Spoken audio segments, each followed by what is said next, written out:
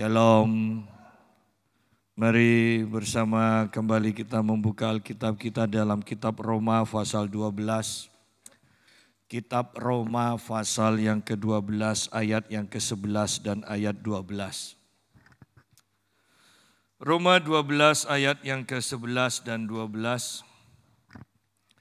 Janganlah hendaknya kerajinanmu kendor, biarlah rohmu menyala-nyala dan layanilah Tuhan. Bersukacitalah dalam pengharapan, sabarlah dalam kesesakan, dan bertekunlah dalam doa. Dua ayat yang sangat padat, dan kalau kita perhatikan juga bahwa judul perikopnya adalah hidup dalam kasih. Ya. Bahwa untuk mempunyai roh yang menyala-nyala tidak bisa dilepaskan dengan hati kita yang mengasihi Tuhan. Tanpa kita mengasihi Tuhan, maka kita tidak akan bisa mempunyai roh yang menyala-nyala. Dan tentunya di akhir zaman ini kembali kita harus mengkoreksi diri kita sendiri. Apakah roh kita ini masih menyala-nyala atau tidak? Apakah roh kita semakin menyala-nyala atau semakin menurun? Karena ini sangat penting, sangat penting. Karena ketika kita mempunyai roh yang menyala-nyala, maka kita akan semakin giat di dalam melayani Tuhan. Kita akan semakin mendekat kepada Tuhan dan semakin menjauh dari dunia. Tetapi kalau kita tidak mempunyai, kalau roh kita sudah tidak menyala, maka kita akan semakin mendekat kepada dunia dan kita akan semakin jauh dari Tuhan. Ya. Banyak orang berpikir bahwa meninggalkan waktu-waktu ibadah karena kita mempunyai hal yang penting dan sangat penting itu dianggap hal yang biasa dan bisa kita terima dengan berbagai alasan, tetapi biasanya dengan alasan yang bisa diterima pun ketika kita itu mengurangi waktu ibadah, maka akan ada waktu-waktu ibadah selanjutnya yang akan kita tinggalkan lagi. Dan semakin lama semakin biasa untuk meninggalkan waktu ibadah. Ya. Awalnya benar dengan alasan yang benar dan semua orang bisa terima. Tetapi herannya nanti ke belakangnya akan lebih banyak lagi hal-hal yang bisa diterima untuk kita meninggalkan waktu ibadah. Ya. Dan inilah cara kerja roh-roh jahat di akhir zaman. Ya. Kalau kita langsung mengatakan, kalau roh jahat itu langsung mengatakan tidak masalah, tidak ke gereja, maka kita langsung tolak. Tetapi kalau roh jahat itu memberikan alasan-alasan yang bisa diterima oleh pikiran kita, maka kita akan melakukannya. Ya. Nah, kembali kepada pembahasan kita, biarlah rohmu menyala-nyala. Ya. Saya berbicara kepada istri saya begini, ada seseorang yang pasti rohnya menyala-nyala. Ada seseorang yang sudah tidak menyala lagi, tetapi ingin kembali supaya rohnya menyala. Yang jadi masalah adalah sepertinya tidak berdaya untuk menyalakan kembali rohnya itu. Seperti dulu ketika masih menyala-nyala. Tetapi ada yang ketiga, yang rohnya sudah tidak menyala dan sudah tidak ada keinginan lagi untuk menyala. Ini yang parah. Ya. Nah, kita itu ada di mana? Ada di mana? Ya. Lucifer aja ketika dia jatuh dan kan dibuang ke bumi sehingga posisinya kan jauh dari Tuhan. Lucifer aja sudah jatuh dari posisinya sebagai pemimpin pujian. Dia itu kalau lihat orang memuji Tuhan, dia masih iri loh. Dia ingin, dia tahu itu posisinya dia seharusnya. Tetapi banyak orang Kristen yang sudah meninggalkan posisinya di dalam Kristus. Ketika posisi itu ditempati orang lain dan dia melihat hal itu, tidak ada keinginan tuh untuk kembali lagi. Tidak ada keinginan. Bukankah ini sudah parah sekali sebenarnya? Mungkin kita katakan, biasalah orang lain dipakai Tuhan, mungkin sudah sekarang bukan bagianku. Oh tidak. Kalau memang Tuhan akan ganti, maka Tuhan pasti akan berikan kita tempat yang lain di mana roh kita akan terus menyala tetap. Tetapi kalau kita sudah pasrah atau tidak peduli, maka pasti ada yang salah dengan kita. Ya. Karena kita ini diciptakan untuk menyembah Tuhan, untuk memuji Tuhan, untuk melayani Tuhan. Kalau kita sudah tidak peduli lagi dengan hal itu semua, bisa dikatakan bukan saja roh kita tidak menyala, tetapi sebenarnya roh kita sudah mati. Ya, roh kita sudah mati. Biarlah rohmu menyala-nyala. Ada seorang hamba Tuhan namanya John Wesley. Ya, John Wesley. Itu sangat luar biasa. Dia mengadakan perjalanan, masih naik kuda, masih naik dulu penginjilan, masih naik kuda, masih naik perahu. Ya. Dan dikatakan dia bisa dikatakan sudah mengelilingi dunia kalau menurut jarak yang ditempuhnya. Nah, satu saat dia diundang untuk menyampaikan tentang keuangan. Ya. Dan luar biasanya dia itu mempunyai 3 poin. Dia mengatakan begini, bekerjalah, carilah uang sebanyak mungkin. Poin pertama. Poin kedua, tabunglah uang sebanyak mungkin. Semua orang setuju ya dengan 2 hal ini. Tetapi yang ketiga, dia katakan, berilah uangmu kepada Tuhan sebanyak mungkin. Yang ketiga ini bikin orang ciut. Ya. 3 hal ini Anda bisa menangkap ada roh yang menyala-nyala. Dan kita harus punya roh yang menyala-nyala untuk melakukan 3 hal ini. Ya. Dan sampai akhir hidupnya, John Wesley mempunyai pendapatan yang terus bertambah. Tetapi uang yang dipakai untuk dirinya sendiri jumlahnya tetap. Ya. Uangnya terus bertambah, tetapi yang dipakai untuk dirinya sendiri setiap bulannya tetap. Pertambahan demi pertambahannya dipakai untuk pekerjaan Tuhan. Ya. Nah, bayangkan orang yang seperti ini kalau orang tidak punya roh yang menyala-nyala, tidak mungkin bisa. Ya. Dan kalau kita lihat di akhir zaman sekarang, bahwa sukar loh untuk mempertahankan roh yang menyala-nyala dengan banyaknya tantangan, dengan beratnya kehidupan yang harus kita tanggung, dengan banyaknya pengajaran-pengajaran yang semakin bertentangan dengan firman Tuhan. Tetapi kalau Anda perhatikan, respon dari banyak orang dengan pengajaran yang bertentangan itu begitu antusias, begitu luar biasanya. Sehingga saya pun bertanya-tanya, gereja ini ke depannya ini akan jadi apa?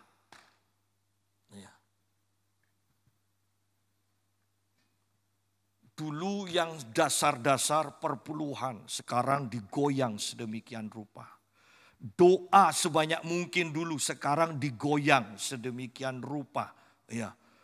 Pernikahan yang sakral 1 kali sekarang digoyang sedemikian rupa. Tidak masalah cerai, Tuhan tidak pernah marah. Tidak masalah, engkau tetap mendapat kasih karunia. Ya.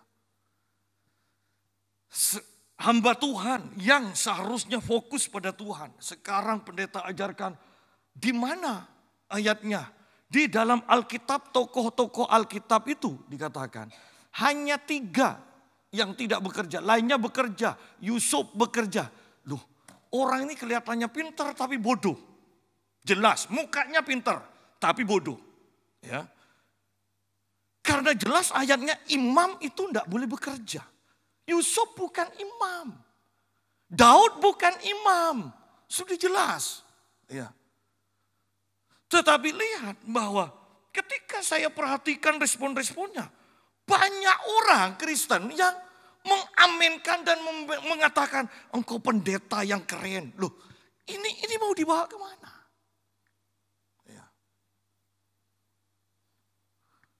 Bahwa tanpa pengajaran yang benar, roh kita tidak akan pernah bisa menyala dan terus menyala untuk Tuhan.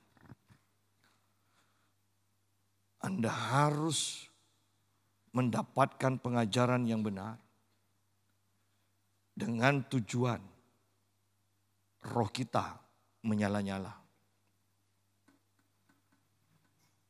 Dengan banyaknya tawaran-tawaran dari dunia, dengan banyaknya masalah demi masalah yang harus kita hadapi. Bukankah sebenarnya tujuannya adalah supaya roh kita tidak menyala lagi? Ya. Biarlah rohmu menyala-nyala supaya kerajinanmu tidak kendor. Kalau roh kita sudah tidak menyala, kerajinan kita, kerajinan berdoa, kerajinan beribadah, kerajinan untuk memberi, kerajinan untuk memperhatikan orang lain. Itu pasti kendor. Tanpa roh yang menyala-nyala akan Tuhan, kerajinan kita akan kendor. Sehingga penting sekali di sini. Paulus kepada Timotius, aku memperingatkan engkau untuk mengobarkan karunia Allah di dalam dirimu yang engkau dapatkan karena aku menumpangkan tangan padamu. Artinya kalau sederhananya saya mau katakan begini. Jangan buat penumpangan tanganku atasmu itu sia-sia loh. Jangan buat pemberianku, impartasi urapanku atasmu itu menjadi sia-sia. Engkau harus bertanggung jawab dengan apa yang aku impartasikan, dengan apa yang aku berikan. Engkau harus bertanggung jawab dengan mengobarkan semuanya itu. Artinya ada tindakan dari Timotius untuk menjaga supaya karunia itu bukannya menjadi padam, tetapi menjadi semakin besar. Ya.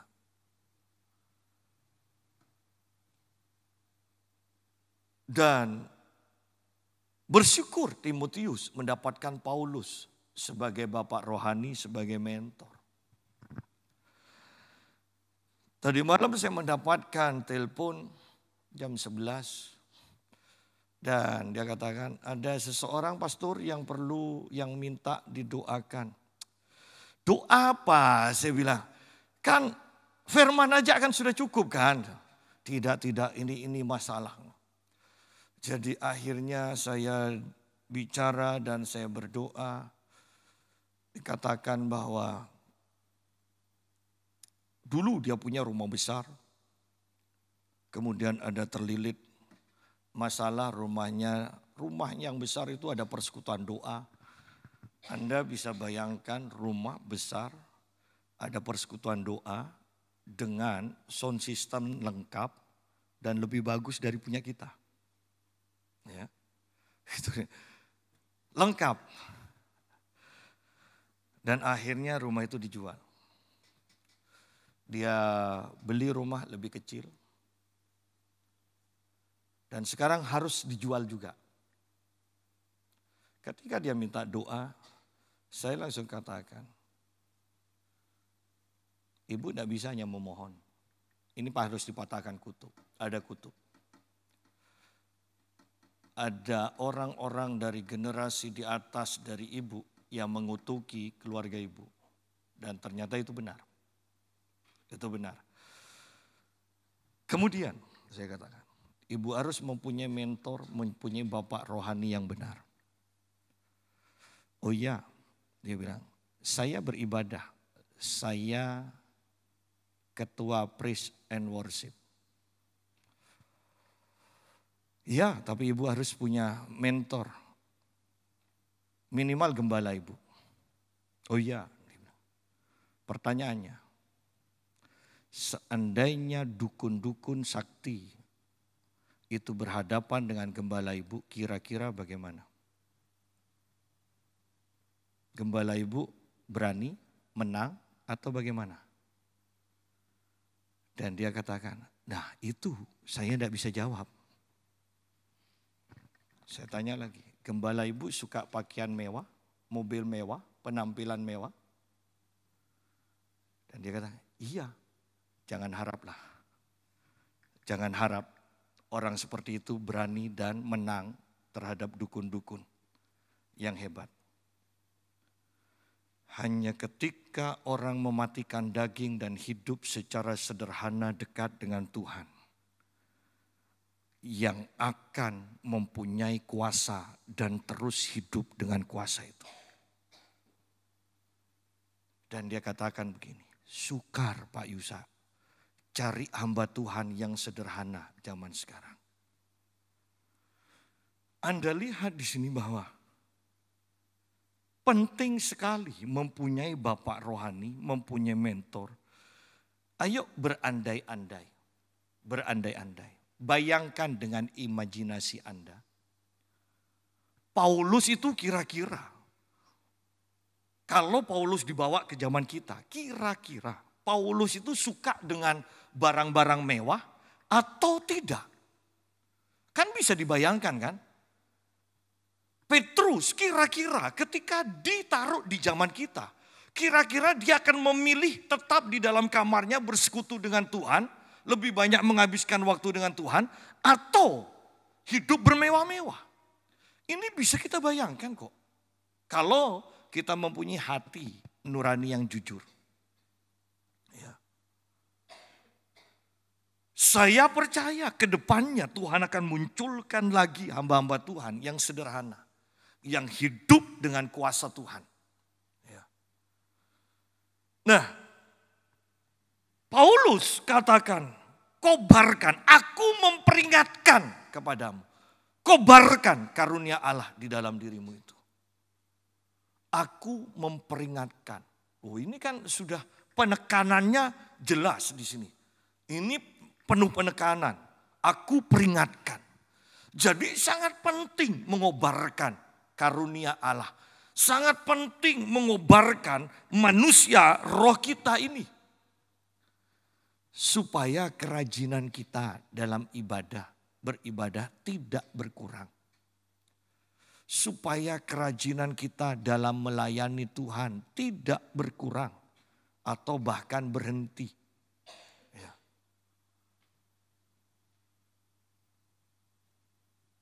Supaya kerajinanmu itu tidak kendor. Biarlah rohmu menyala-nyala. Dan kalau sudah menyala-nyala, maka engkau layak untuk melayani Tuhan. Ketika roh kita menyala-nyala, maka pelayanan kita akan membawa dampak. Tanpa roh yang menyala-nyala, pelayanan kita tidak akan membawa dampak. Ibu yang saya ceritakan, dia atur. Mau ibadah kan biasa kan, praise and worship. Diatur, latihannya hari ini jam sekian. Dan dikatakan, Pak Yusa, tidak ada yang datang, tidak ada yang mau. Loh ini gereja besar loh, kalau saya sebutkan Anda akan tahu sekali, gereja besar. Dan dikatakan mereka memilih sebelum ibadah.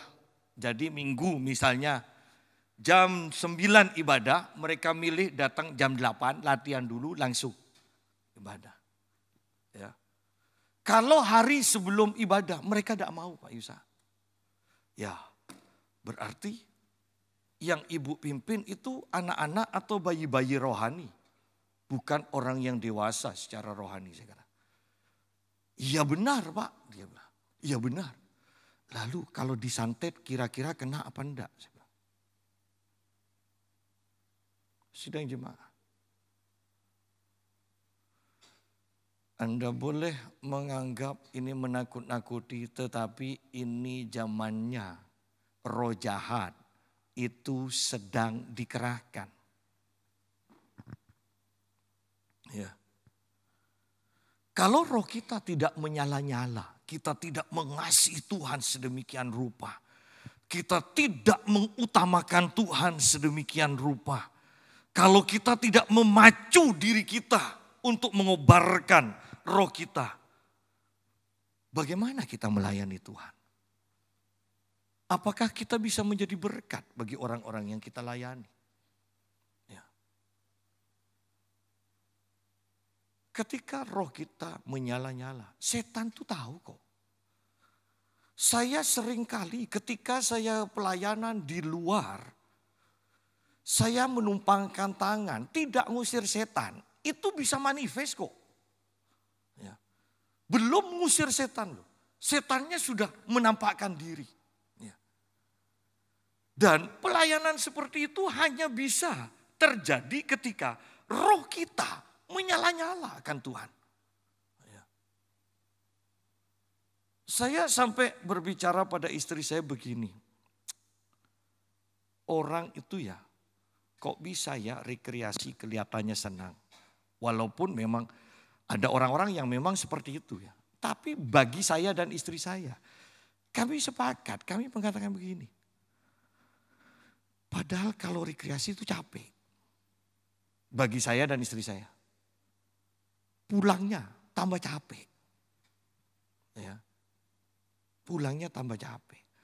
Tapi kalau di kamar. Apalagi pagi ya. Setelah baca Alkitab itu. Saya dapat pewahyuan. Istri saya dapat pewahyuan. Saling membagi. Itu bisa semangat. Bisa semangat. Ya. Sehingga sambil bergurau saya katakan, lalu kira-kira yang mana yang benar ya? Yang bergairahkan hari kreasi atau yang bergairah? Kira-kira sambil bergurau. Tetapi tetap secara psikologi juga ada orang-orang yang memang sangat bersemangat sampai rela untuk kurang 3 bulan, 6 bulan tuh nabung untuk persiapan rekreasi. Tidak salah, tidak berdosa. Tetapi yang saya mau tekankan bahwa jangan sampai kita itu tidak bergairah akan Tuhan. Ya, itu yang saya tekankan. Biarlah rohmu menyala-nyala. Biarlah rohmu menyala-nyala. Supaya kita bisa melayani Tuhan dengan benar. Banyak orang itu berbeda-beda untuk membuat rohnya menyala-nyala. Ada yang dengan berdoa, banyak menghabiskan doa, dalam doa itu bisa membuat rohnya menyala-nyala. Ya. Ada yang sukanya baca Alkitab, penekanannya baca Alkitab. Dengan membaca Alkitab dia bisa begitu bergairah. Ada yang suka baca buku rohani. Ya. Tetapi ada juga yang mengatakan, alah kalau baca saya capek, lebih baik saya dengarkan khotbah aja, dengarkan. Ya. Jadi berbeda-beda. Ada yang dengan berbicara dengan seseorang yang rohani, yang punya pewahyuan, itu bisa membuat kita bergairah. Nah, kita pun harus tahu diri kita itu bisa bergairah, roh kita bisa menyala-nyala dengan cara yang bagaimana? Ya. Saya lebih banyak berdoa, istri saya lebih banyak baca Alkitab. Ya. Tetapi yang saya paling suka adalah ketika saya membaca buku yang diurapi. Jadi ketika saya membaca buku, kalau sudah ada misalnya satu kalimat yang penuh pewahyuan, Itu saya bisa merasakan hadirat Tuhan turun dan saya langsung bisa nangis, saya berbahasa roh, saya berdoa walaupun 10 menit, walaupun 15 menit, setelah itu saya baca lagi. Ketika saya merasakan hadirat Tuhan lagi, saya akan berhenti, saya berdoa lagi. Dengan demikian saya bisa membuat dan menjaga manusia roh saya terus menyala. Ya. Ada orang yang membuat rohnya itu menyala dengan membantu orang lain. Dengan memberi dan melihat orang itu tertawa gitu loh. Karena pemberian kita itu bisa membuat roh kita menyala juga. Nah, saya menekankan begini, ayo cari di bidang mana kita itu ketika melakukan sesuatu dan kita tahu dengan melakukan ini roh saya bisa menyala. Nah, Anda harus tahu itu. Sehingga Anda akan mudah untuk membuat dan menjaga rohmu atau menyala-nyala terus. Kita harus tahu, tiap orang itu beda. Tiap orang itu beda. Ya. Walaupun kalau doa, jangan lupakan yang lain. Ya, kalau firman, jangan lupakan yang lain. Kalau sudah memberi, jangan mengatakan, alah yang penting praktek daripada doa terus. Bukan, itu perlu semua. Tetapi kita harus tahu juga, yang paling membuat kita itu begitu mudahnya dalam membuat roh kita menyala, itu yang mana? Nah, sehingga kita akan mudah untuk membuat atau menjaga manusia roh kita itu menyala terus. Layanilah Tuhan. Layanilah Tuhan. Ya. Guru saya pernah mengajarkan begini, bahwa penting penampilan. Penting dikatakan. Artinya bukan penampilan luar, artinya begini.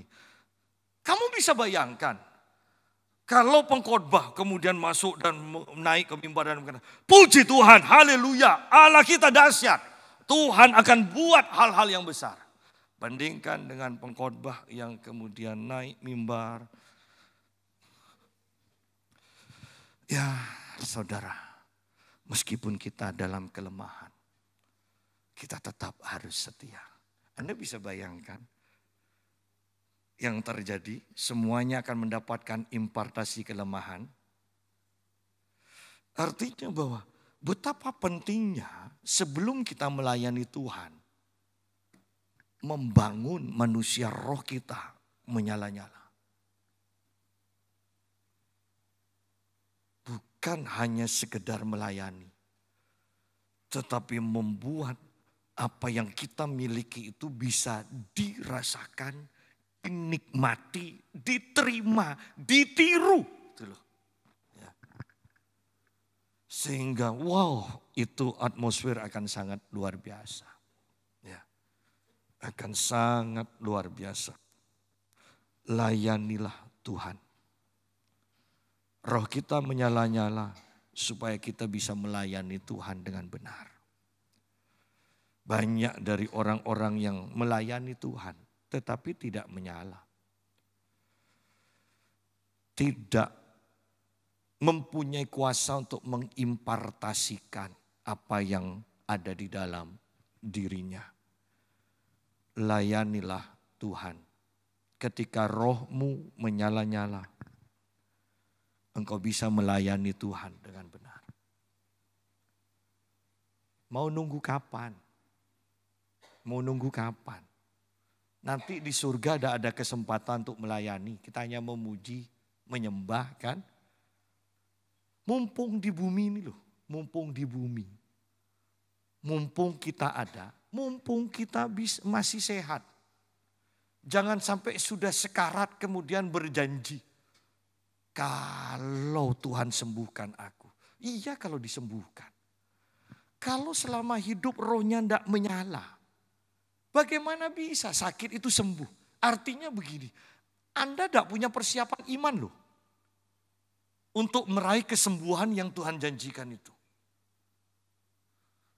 Tidak mungkin Anda mengatakan, memang rohku tidak menyala. Tapi imanku kuat. Tidak mungkin. Ya kan? Tidak mungkin.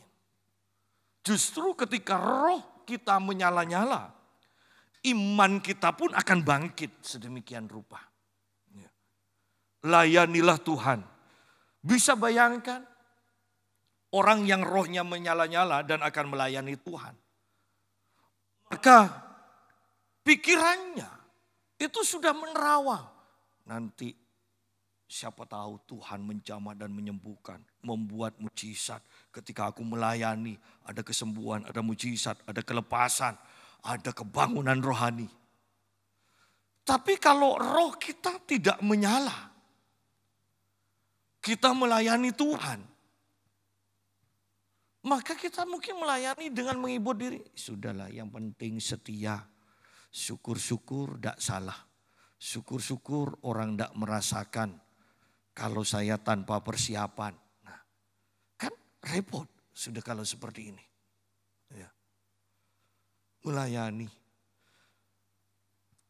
Bahkan coba lihat.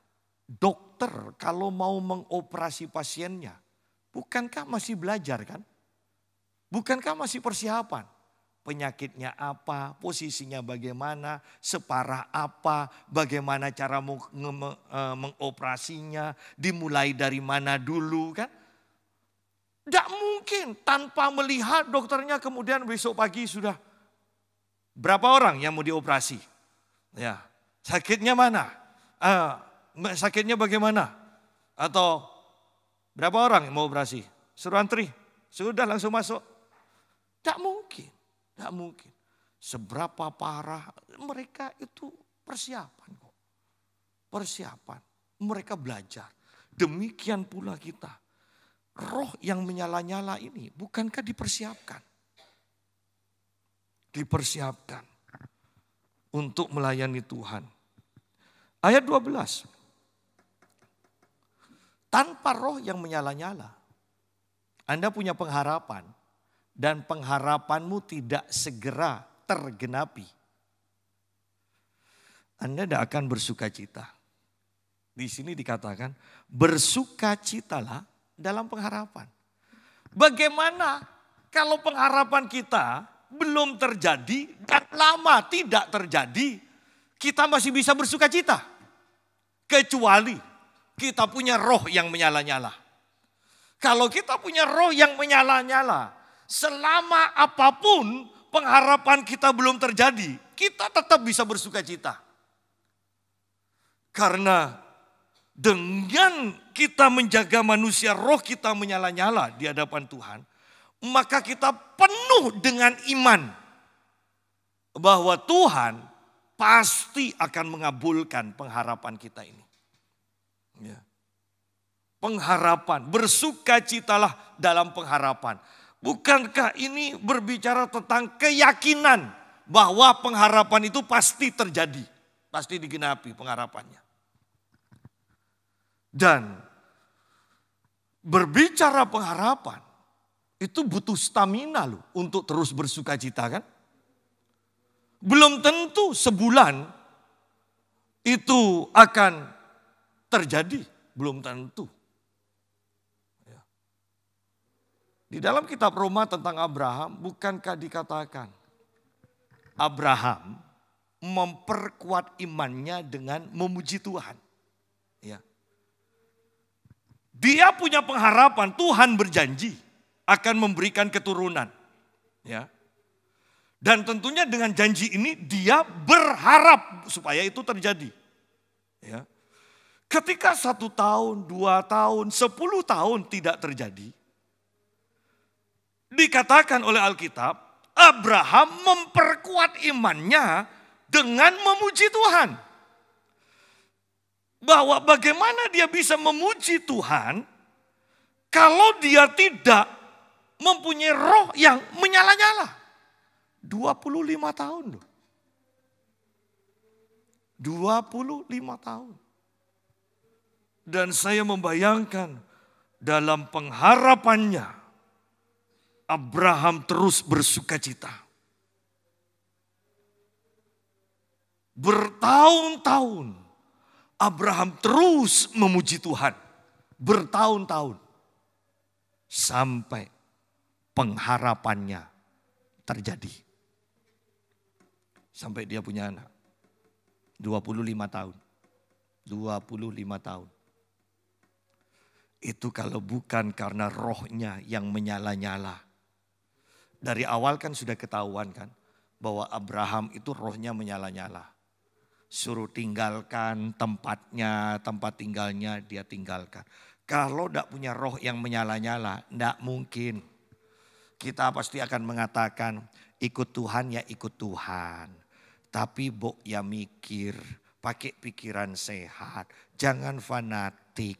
Ya. Tetapi kata-kata ini tidak bisa diterapkan untuk Abraham. Dia tinggalkan semuanya. Kata-kata harus pakai pikiran yang sehat dan sebagainya. Tidak bisa diterapkan untuk pengikut Kristus. Karena semua murid Yesus meninggalkan segalanya. Bagaimana bisa mereka itu meninggalkan segalanya? Kan belum jadi orang Kristen.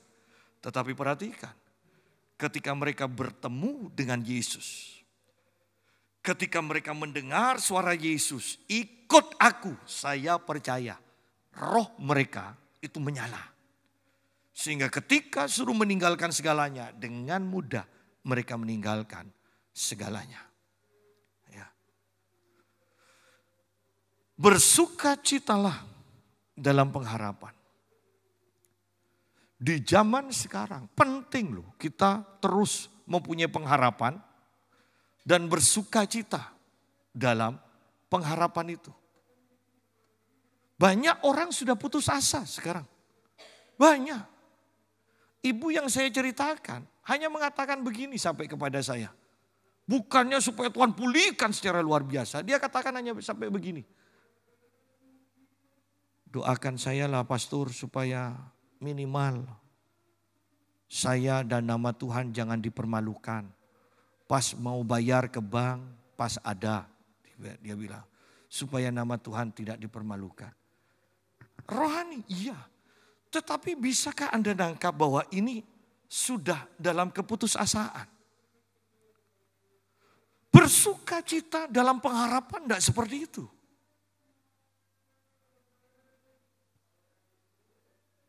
Oleh karena itu di akhir zaman ini, betapa pentingnya pengharapan ini.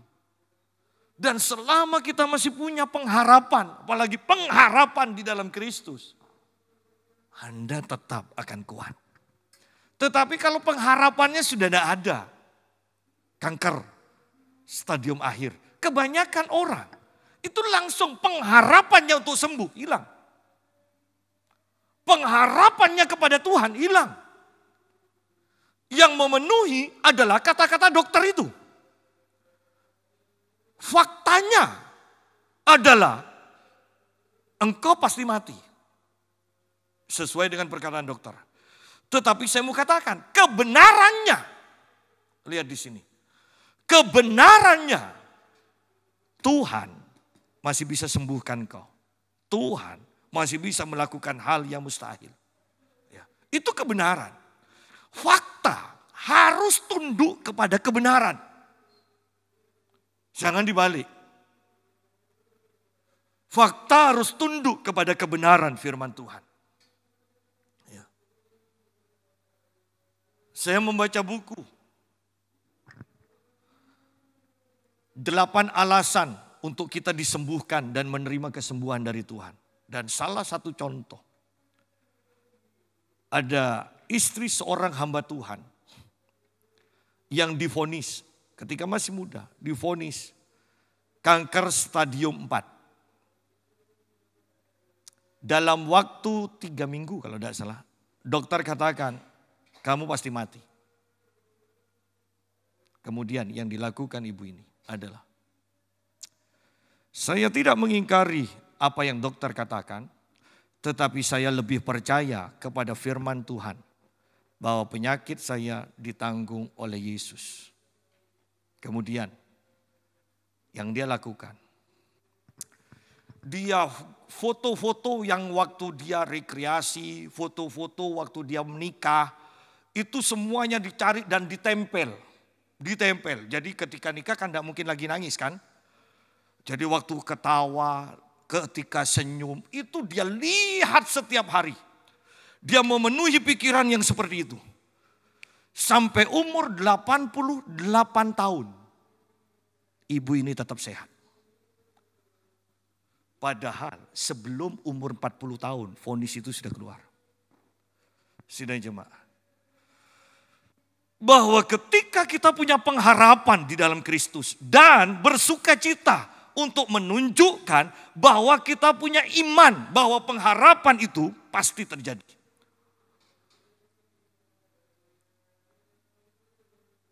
Akhir zaman, banyak orang yang tidak berpengharapan dan lebih banyak lagi yang pengharapannya tidak benar.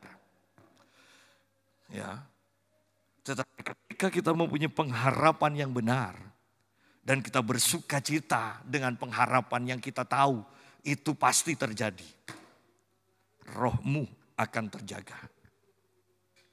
Rohmu akan terjaga. 2 hari yang lalu, seseorang di tempat fitness berkata begini pada saya.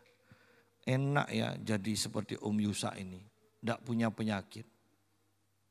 Loh, kamu punya penyakit? Banyak diabetes, dia bilang. Kemudian ini yang kaki yang patah. Kemudian dia sebutkan. Loh, saya jawab sambil bergurau. Kalau bisa tidak sakit, kenapa milih sakit? Iya enak ngomong, dia bilang. Ketika kita tahu kebenaran firman Tuhan, perhatikan. Itu sudah istilah gampangnya, mendarah daging. Ketika dokter katakan, kamu kena stadium akhir. Ini loh, di dalam kita yang penuh dengan pengharapan, dengan kebenaran firman Tuhan. Itu terjadi penolakan langsung. Tidak, semua penyakitku sudah ditanggung oleh Yesus. Yesus adalah penyembuhku. Aku akan melihat kebaikan Tuhan di negeri orang hidup. Itu akan keluar sendiri. Ingat apa yang saya katakan? Bahwa pikiran mengandung elektromagnetik. Bahwa apa yang kau pikirkan, itu yang akan engkau tarik sehingga itu yang akan terjadi dan dialami olehmu. Ayub katakan, apa yang aku takutkan, itu yang mendatangi aku. Bukankah ini berbicara pikiran mengandung elektromagnetik? Apa yang aku takutkan, itu yang mendatangi aku. Ketika dokter menyampaikan vonisnya, itu adalah fakta. Iya. Tetapi engkau mempunyai kebenaran firman Tuhan yang nilainya jauh lebih tinggi, yang juga akan mengatasi, mampu mengubahkan fakta ini. Dan hal itu bisa kita percayai kalau roh kita terus menyala di hadapan Tuhan.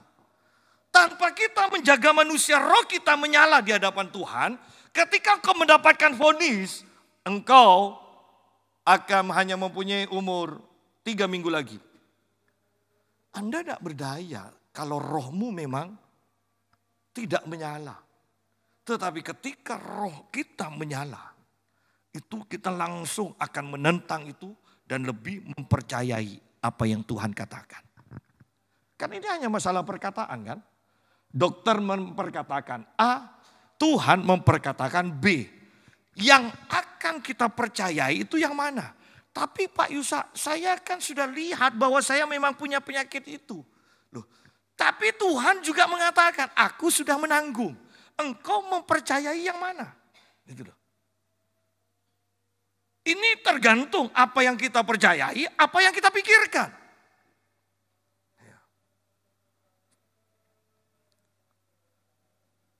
Oleh karena itu, betapa pentingnya kita terus mengisi manusia roh kita dengan kebenaran firman Tuhan.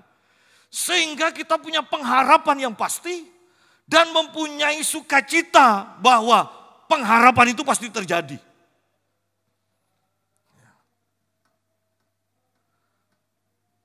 Bersukacitalah dalam pengharapan. Sabar dalam kesesakan. Yang namanya kesesakan ini kan memperlemah, membuat kita tidak berdaya, membuat kita lumpuh, membuat kita mati mungkin. Sesak, kesesakan. Masalah bertubi-tubi, belum satunya, satu lagi datang. Ya kan? Dua belum selesai, yang ketiga datang. Ini kesesakan namanya. Ya. Tetapi di sini dikatakan kalau roh kita menyala-nyala, engkau akan menjalani kesesakan ini. Di sini dikatakan sabar dalam kesesakan. Ini sama dengan di dalam Mazmur 23, Tuhan adalah gembalaku. Sekalipun aku berjalan melewati, ingat loh ya, bukan berjalan dalam lembah kekelaman. Terjemahan yang tepat, berjalan melewati lembah kekelaman. Itu dilewati, di jalan. Bukan berlari. Berjalan langkah demi langkah. Ini sabar, tidak usah lari. Ya, kalau mengalami kesesakan tidak usah lari, sabar. Jalani aja bersama Yesus, engkau pasti keluar dari kesesakan itu. Nah, ketika kita mengalami kesesakan, bukankah kembali saya tekankan, tidak mudah loh kalau kita tidak punya roh yang menyala-nyala. Kata kesesakan dan kata sabar, ketika ini digabungkan berarti kesesakannya panjang. Dan kalau kesesakannya panjang, itu butuh roh yang menyala-nyala. Sabarlah dalam kesesakan. Tidak cukup hanya ke gereja seminggu sekali dan Anda tidak memperhatikan kira-kira waktu ke gereja ini. Waktu aku berdoa, waktu memuji Tuhan, rohku ini sudah menyala-nyala atau enggak? Kalau ketika kita di gereja dan pulang dari gereja roh kita tidak menyala-nyala, sama sebelum ke gereja dengan waktu di gereja dan setelah ke gereja sama, tidak semakin menyala, berarti ibadah kita sia-sia. Karena sepulang ibadah pasti ada kesesakan. Ya. Dan Anda membutuhkan roh yang menyala-nyala untuk melewati kesesakan itu. Dan bertekunlah dalam doa. Bertekunlah dalam doa. Kalau roh kita tidak menyala, bagaimana bisa bertekun? Ini kan berbicara tentang hal-hal yang besar. Kalau sudah berbicara tentang bertekunlah dalam doa. Ini pasti masalah besar di dalam doa. Ya, atau permintaan besar yang butuh ketekunan. Pak Mutu, saya selalu ingat ketika berbicara dengan Pak Mutu, dia katakan, kalau mau kecambah, nanam satu malam, selesai. Sudah keluar kecambahnya. Ya. Tapi kalau duren, butuh 15 tahun. Dia bilang. Ya. Nah kalau di sini sudah doa harus bertekun. Berarti ini yang diminta, yang diharapkan, yang dipercaya akan terjadi adalah hal yang besar. Dan itu butuh ketekunan. Untuk menjadi tekun, itu membutuhkan roh yang terus menyala. Kalau enggak, 1 bulan doanya tidak dijawab, berhenti sudah. Ya, berhenti. Ya. Ketika kita berdoa untuk kebangunan rohani, itu hal yang besar. Itu tidak cukup kita kemudian mengadakan doa, ya. Doa ya untuk kebangunan rohani. 1 bulan, 2 bulan tidak terjadi, 3 bulan tidak terjadi. Kebangunan rohaninya tidak terjadi, orangnya juga hilang. Ya. Itu butuh ketekunan. Kita mau juara, ikut pertandingan apa aja, butuh ketekunan. Karena yang diincar adalah juara satu. Bukan hanya sekedar ikut lomba. Ikut lomba aja butuh persiapan. Tetapi untuk meraih yang terbaik butuh persiapan yang disertai dalam ketekunan. Sama, kekristenan tetap adalah hal yang sangat luar biasa yang diharapkan oleh semua orang Kristen adalah kebangunan rohani. Itu hal yang terbaik. Ya. Dan untuk berdoa untuk kebangunan rohani butuh ketekunan. Sungguh butuh ketekunan. Bukan hanya doa 2 kali kemudian mengatakan, sudah percaya Tuhan pasti jawab dan tidak berdoa lagi. Oh bukan seperti itu. Elia pun sampai 7 kali. Padahal itu sudah ada janji Tuhan loh. Sudah janji Tuhan. Secara roh Elia itu mengatakan, aku sudah mendengar deru hujan. Loh itu kan tidak usah didoakan, tidak masalah sebetulnya. Kan kita berpikir seperti itu gampangnya. Sudah jelas-jelas kok aku mendengar. Tetapi ternyata apa yang diketahui itu masih butuh didoakan. Sampai bujangnya, Anda bisa bayangkan bujangnya naik turun gunung 7 kali. Ya, 7 kali loh. Sudahlah di sini mungkin di Papua ada kan ya gunung. Cobalah Anda naik turun lagi. Ya, itu bukan besoknya naik lagi, enggak loh. Waktu sudah turun, naik coba lagi. Ya, dikatakan 7 kali. Apa itu tidak berbicara ketekunan? Artinya awalnya cepat, naik kedua kali agak lambat, naik ketiga kali Anda bisa bayangkan. Tapi bujangnya, kata kitab Ibrani katakan, hehehe, kamu itu dalam perlombaan belum sampai dalam berjalan itu, belum sampai meneteskan darah lo ya. Belum sampai hanya keringat. Nah, hanya Yesus yang sampai meneteskan darah. Bujang dari Elia keluar keringat. Ya, mungkin Anda bisa bayangkan kakinya gemeteran itu ketika naik yang ketiga. Ya, mungkin yang keempat sudah bos Elia dukung dalam doa. Dukung. Ya, hati berkehendak, lutut gemeter bos. Ya. Itu yang disebut ketekunan itu seperti itu. Sudah lemah sekali tapi terus berlanjut. Itu lo tekun. Oleh karena itu ketika sudah kehendak sudah ada.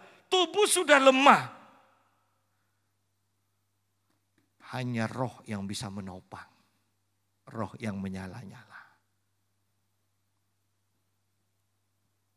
Memangnya tubuh Yesus tidak lemah ketika dia memikul salib. Hanya manusia rohnya saja yang menopang. Sampai pada akhirnya di kayu salib. Dalam kelemahan. Saya percaya dia mengerahkan semua kekuatannya. Manusia rohnya berseru. Sudah selesai. Anda bisa bayangkan dengan semangat yang menggelegar mengatakan sudah selesai. Padahal tubuhnya begitu lemahnya. Darahnya sudah terkuras habis. Bukankah itu butuh ketekunan? Dan ketekunan yang didapatkan oleh roh yang menyala-nyala. Pertanyaannya, dengan apapun yang kita alami sekarang, apakah kita akan menyerah? Ataukah kita mulai mau membangun manusia roh kita? Saya percaya di akhir zaman setiap kita mempunyai permasalahan masing-masing. Dan saya mempunyai resep yang sama. Biarlah rohmu menyala-nyala. Resepnya sama. Anda akan muncul sebagai pemenang. Ya. Anda akan sungguh-sungguh mengatakan tidak sia-sia apa yang aku lakukan. Ya. Biarlah rohmu menyala-nyala. Supaya kerajinanmu tidak kendor. Biarlah rohmu menyala-nyala.